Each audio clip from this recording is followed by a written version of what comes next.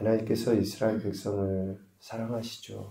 그래서 그들에 대한 그 사랑하심을 하나님은 여전히 신실하게 보여주십니다. 그런데 그 택함받은 이스라엘 백성들이 궁극적으로는 하나님을 거스르는 거죠. 그런데 표면적으로 가시적으로는 하나님께 세우신 모세와 아론을 자기들의 힘을 규합하여 당을 지어서 거슬렀죠. 그래서 하나님은 그들을 심판하신 것입니다. 왜입니까? 당을 지어서 반역한 자들이 실질적으로 그들에게도 다 하나님 주신 직분이 있죠.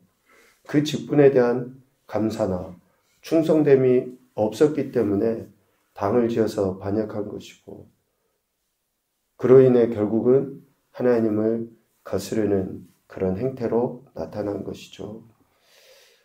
실질적으로 하나님의 사랑이 이스라엘을 애굽에서 건져내심으로 나타나 보여졌는데 다른 이유가 아닙니다. 하나님은 그들의 하나님이 되시고 그들은 하나님의 백성으로서의 삶을 살아가도록 하시기 위함이었죠. 그런데도 그들은 당을 지어서 결국은 하나님을 반역한 것입니다. 이에 대해 땅이 갈라져 삼키게 하시는 것으로 하나님은 그들에 대해 심판하십니다. 그러나 이 심판에 있어서도 하나님의 사랑이 나타나 보여지는 것을 알게 되는데요. 하나님을 거스르는 자들을 심판하심에도 불구하고 이스라엘 전체에 대해서는 아니었다라는 거예요. 이스라엘 전체에 대해서는 멸망하지 아니하시고 여전히 하나님께서는 또 그들에게 기회를 주시는 거죠.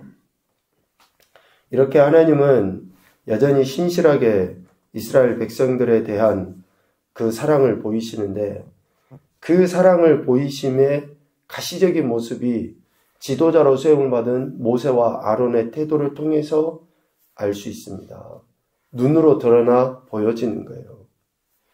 이렇게 당을 지어서 반역한 그들에 대해 모세와 아론은 어떻습니까? 그들을 위하여 하나님께 간구합니다. 16장 41절 말씀에 보면 자신들의 죄로 인해서 죽임을 당하면서도 이스라엘 자손들은 모세와 아론을 계속 원망합니다. 41절에 너희가 여호와의 백성을 죽였도다 라고 하면서 모세와 아론을 돌로 치려고 하는 것이죠. 아직까지 자신들의 죄를 깨닫지도 못하고 여전히 이렇게 모세와 아론, 더 나아가서는 하나님을 거스르는 그들, 그때 구름이 회막을 덮었고 여호와의 영광이 나타났다라고 16장 42절에 이야기합니다. 모세와 아론을 치려하는 그때에 구름이 회막을 덮었다라는 거죠. 실질적으로 이스라엘 백성에게 지금까지 구름은 어떤 것의 상징입니까? 은혜의 상징이에요. 보호하심의 상징이고 인도하심의 상징이었거든요. 그런데 지금 42절, 16장 42절에 나온 구름은 하나님의 은혜의 상징이 아니에요. 하나님의 심판의 상징이 돼버린 것이죠. 그래서 16장 45절에 너희는 이 회중에게서 떠나라.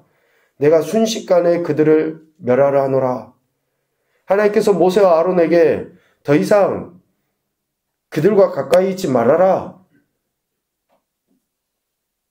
땅이 갈라져서 죽임을 당하게 되고 또 향록으로 인해서 하나님께서 그들을 심판하신다는 것을 분명히 나타나셨음에도 그들이 회개하지 아니하는 그러한 태도에 대해 하나님이 구름으로 그들을 심판하려 하시는 거죠. 자신들의 죄에 대해 회개하지 않고 오히려 모세와 아론을 죽이려 한 것에 대해 하나님이 심판하려 하시는데 16장 45절에 보니까 모세 아론이 어떻게 합니까? 그 두 사람이 엎드리니 심판하시겠다라고 하나님이 말씀하신 것에 대해 모세와 아론이 하나님 앞에 간구합니다. 엎드렸다라고 이야기하는 죠. 하나님의 은혜를 구하며 회개한 것입니다. 지도자의 어쩌면 가장 중요한 태도가 아닌가라는 생각을 하게 되는데요. 공동체를 위해서 또 공동체가 또 회중들이 범한 것에 대해서 지도자가 자신의 책임으로 여기는 거예요. 하나님 앞에 자신이 범죄한 것처럼, 하나님 앞에 자신이 불충해서 그렇게 된 것처럼 그렇게 하는 거죠. 교회 공동체 더더욱더 그렇고 가정이나 어디에서든지 마찬가지입니다. 지도자가 됐다라는 것은 그만큼 책임이 있다라는 것을 의미하는 거죠. 권위자는 이러한 권위의 모습을 보여야 됩니다.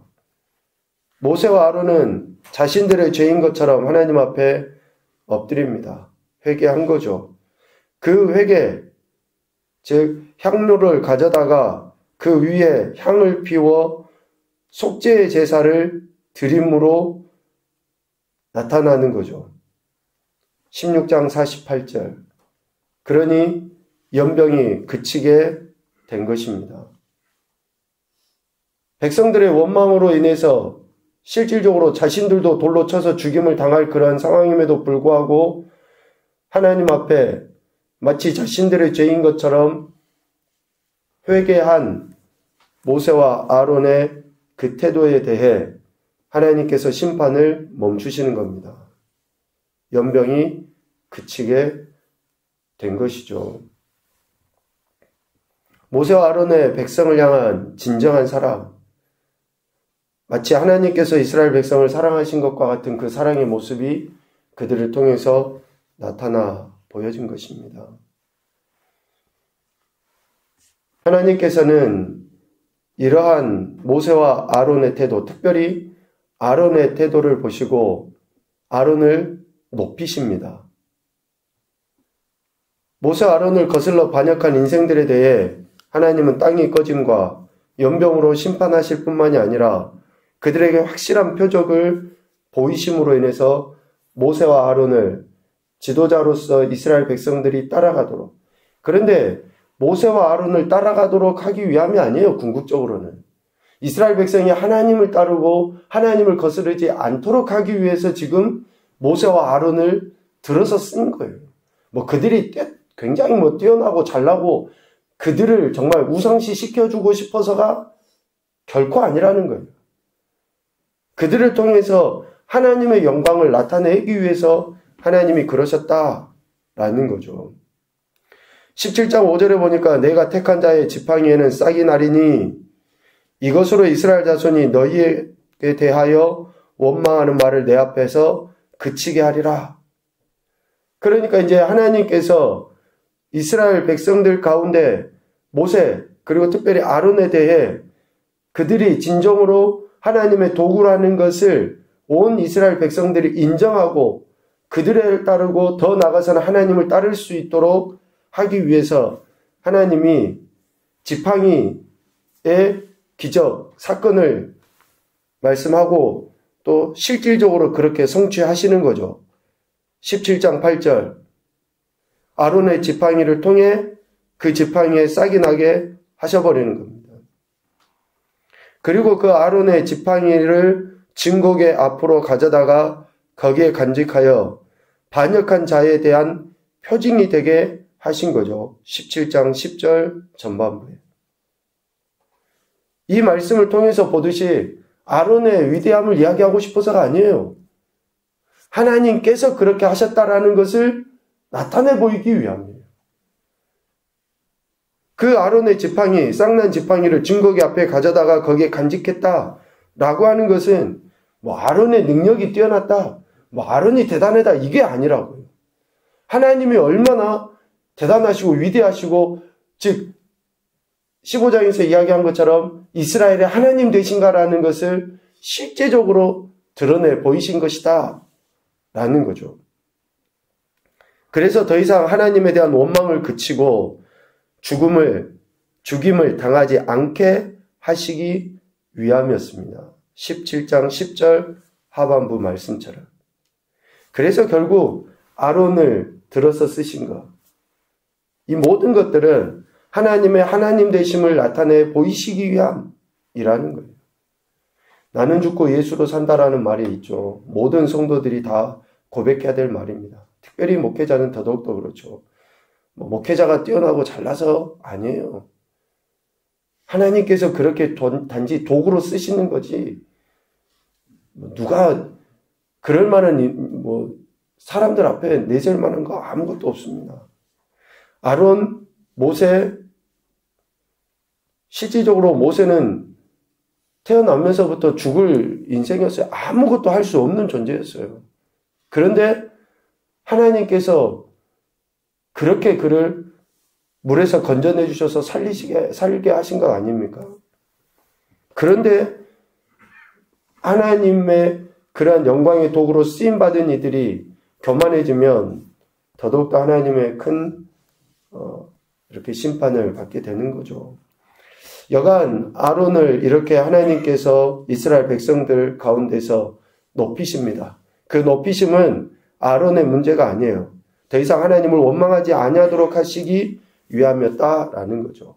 오늘 우리가 읽은 18장 1절부터 7절까지의 본문도 그와 맥락을 같이 합니다. 하나님이 질서의 하나님 되신다라는 것을 나타내 보이셔요. 모세와 아론을 세워서 이스라엘을 가나안 땅으로 인도하도록 그들에게 권위를 부여하셨죠. 그것처럼 레위 지파 사람들을 아론과 함께 있게 해서 아론과 아론의 아들들을 증거의 그런 장막 앞에 있을 때 레위 지파 사람들이 아론과 그의 아들들을 돕도록 하셨습니다. 오늘 2절 말씀에 레위인이 아론과 그의 아들들을 돕는 일을 감당하도록 하셨는데 그들이 아론과 아론의 아들들, 즉 제사장들을 돕는 일을 감당하기는 하지만 또 구별을 시키죠. 3절 장막의 모든 직무를 지키려니와 성소의 기구와 제단에는 가까이 하지 못하리니 성소에 있는 기구와 제단에는 가까이 하지 못하도록 또 하나님이 질서를 세우시고 정하신 거예요. 그리고 4절 레위인이 아론과 그의 아들들을 돕긴 하지만 또 다른 사람들은 아론과 그의 아들들에게 가까이 하지 못하도록 하셨다. 그러니까 점차적으로 하나님께서 이런 질서들을 세우셔서 그들을 각각 보호하신 거예요. 나도 할 수 있는데 아니 당연히 할 수 있겠죠. 나보다 뛰어난데 아니 그럴 수 있어요. 내가 더 저 사람보다 똑똑하고 잘난데 할 수 있어요. 아니 그걸 우리가 무시하는 게 아닙니다. 그러나 하나님이 질서를 세우셨다는 것이 중요해요. 누구든지 할 수 있죠. 하나님이 그 자리에 갖다 놓으시면 하나님이 그 자리에 세우시면 누구든지 할 수 있어요. 왜 못합니까? 훨씬 더 잘할 수 있겠죠. 그런데 여러분 훨씬 더 잘할 수 있는 것이 중요한 게 아닙니다. 하나님이 그 자리에 나를 두셨느냐 두시지 않으셨느냐 하나님이 그 자리에 우리를 놓고 질서를 세우셨느냐 세우지 않으셨느냐가 중요한 거지 내 힘과 내 능력, 내 지능, 내 재주 이걸로 사는 게 아니에요. 하나님께서는 아론과 아론의 아들들 그리고 레위인들 그리고 또 다른 사람들을 점차 구별해서 세우신 거예요. 왜? 그들을 지키고 보호하시기 위하여. 누구는 뛰어났으니까 누구는 모자라니까 이게 아니라고요. 하나님은 아론과 그의 아들들 레위인 다른 사람들을 구별해서 질서를 정하심으로 인해 각자 하나님께서 주신 직분을 감당하게 하신 거예요. 각자. 이런 구분과 질서는 차등을 두기 위함이 결코 아닙니다. 싹을 보고 하나님 저것은 내가 좀 데려다 써야지. 저것은 아니지. 이러질 않아요. 우리 인간의 생각하고는 전혀 다릅니다. 하나님은. 차등을 두기 위함이 아니라 5절에 분명하게 말씀합니다. 여호와의 진노가 다시는 이스라엘 자손에게 미치지 않도록 하기 위함이다. 분명하게 하나님께서 이것을 말씀하신 거예요. 진노가 심판이 이스라엘 자손들에게 미치지 않도록 하시기 위해서 다시는 미치지 않도록 하기 위해서 하나님께서 이런 질서를 두셨다. 결국 뭡니까? 이스라엘을 사랑하신 하나님의 사랑이 질서를 정하셔서 그것을 범하지 않도록 하신 것이다 라는 거죠. 그러니까 교회 안에서의 직분은, 또 직분을 감당할 때 모든 사람들은 어떻게 해야 됩니까? 그를 존중하는 거예요. 그를 인정해 드리는 거예요. 감사의 표를 하는 거예요. 여러분들 성도들 간에도 마찬가지고 목회자와 성도들 간의 관계도 마찬가지입니다. 그 사람이 뛰어나고 잘나서 아니에요. 찬양 인도하다가 보면 삑살이 날 수도 있죠. 그러나 그래도 무시하지 않고 존중해 줘야 되는 거예요. 밥하다가 밥이 짜질 수도 있죠, 하루는. 그런데 짜다고 투덜거리는 게 아니라 감사하는 거죠. 교회 청소하다 보면 한 군데 좀 빠질 때도 있잖아요. 그러면 불평하고 원망하는 게 아니에요. 뭡니까? 그 사람을 그 자리에 놓으신 하나님을 존중하는 것입니다. 그게 하나님의 권위에 의한 질서대로 하나님을 경외하는 것에 대한 태도 아니겠습니까? 다시 말씀드립니다. 5절. 여호와의 진노가 다시는 이스라엘 자손에게 미치지 않도록 하기 위해서 하나님이 질서를 세우셨다. 첫 번째 교훈입니다. 하나님의 백성으로서 하나님께서 세우신 이에 대한 바른 태도를 보여야 한다. 하나님께 세우신 이에 대한 바른 태도를 보여야 한다. 제가 이런 이야기를 하면, 아니 목사한테 잘하라고 하는 이야기로만 여러분들이 들으시면 안 돼요. 목사한테 잘하지 마십시오. 하나님께 잘하셔야지 돼요. 하나님께 잘하시면 목사한테 잘하게 되고, 목사뿐만 아니라 다른 모든 사람들, 예수님 믿고 교회를 섬기는 이들에 대해서 진짜 잘할 수밖에 없게 돼요.